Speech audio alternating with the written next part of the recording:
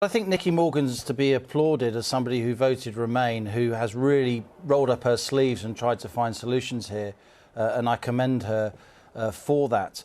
What the Alternative Arrangements Commission has done, it's come up with some wording that you could put in the withdrawal agreement, which, with the same kind of beautiful ambiguity which got the Good Friday Agreement over the line, leaves the backstop in there but makes sure it will never actually be triggered. My piece in The Spectator, and it's caused a lot of a stir on Twitter this morning with the Irish media. My piece in The Spectator basically says, I think there's a sea change happening in Ireland. You've got very, very established commentators like Pat Leahy, the political editor of the Irish Times. The Irish Times has really been the standard bearer for sort of an absolutism on the backstop across the Irish establishment. He's now saying that, doesn't it make more sense to potentially have border checks in 2 or 3 years' time than to definitely have border checks on the 31st of October?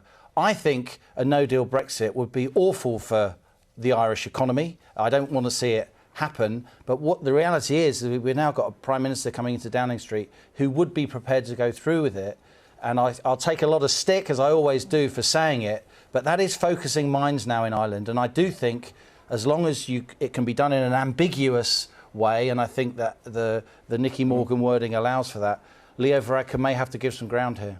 What do you say to that, Neil Richmond? And then I'm going to go back to Nicky Morgan. Neil Richmond first. Liam's being a little bit selective about the piece that Pat wrote earlier in the week in the Irish Times. He said that issues are coming to the fore. He never once advocated that the Irish government should change their position. I think that's very important. I was speaking to Pat about it only yesterday in person.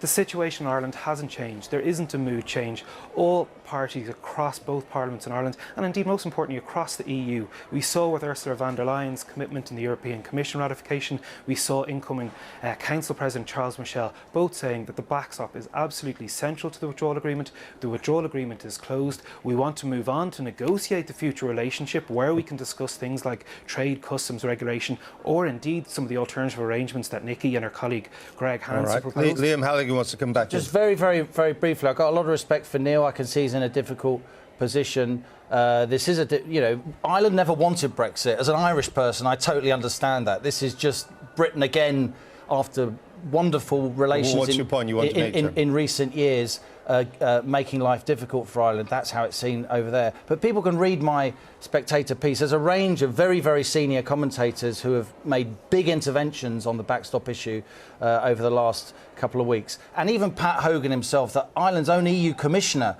from Fine Gael, Varadkar's party, he said in the last couple of weeks that you can get away with no checks on the border, even if there's no deal. Nicky Morgan.